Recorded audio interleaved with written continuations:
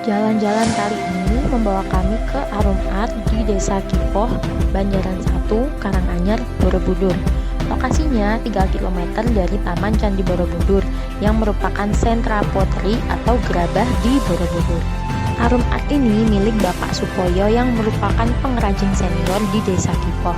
Sejak 2004 silam, galeri milik Pak Poyo ini juga sering dikunjungi sebagai wisata edukasi untuk umum maupun siswa yang ingin belajar membuat gerabah di Borobudur. Kerajinan gerabah di sini memiliki beragam jenis tanah, mulai dari tanah lempung asli Klipoh hingga tanah keramik yang berasal dari Bali dan Sukabumi.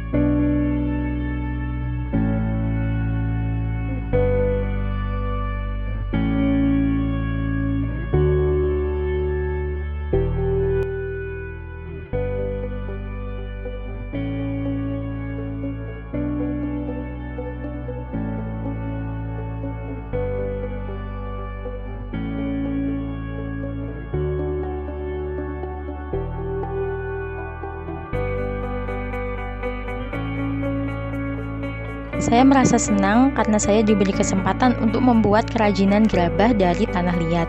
Tapi, ya, gagal. Memang, pengalaman gak bisa dibohongin. By the way, susah banget tahu bikin kayak gini. Puter-puter, dipenyet-penyet, diberi air. Kalau kebanyakan air jadi hancur, kalau kurang air jadi tidak lengket. Pokoknya susah. Proses untuk mendapatkan sebuah gerabah dengan nilai jual tinggi dan kualitas bagus tidaklah mudah. Tanah yang sudah didapat dilakukan penggilingan dengan mesin agar menjadi kalis dan mudah dibentuk. Lalu dilakukan pencetakan dengan alat putar seperti yang saya lakukan tadi. Setelah itu dilakukan penjemuran di bawah sinar matahari hingga kering. Terakhir, dilakukan proses pembakaran, bisa dengan jerami atau dengan oven. Proses ini berlangsung minimal 3 jam untuk hasil yang lebih maksimal.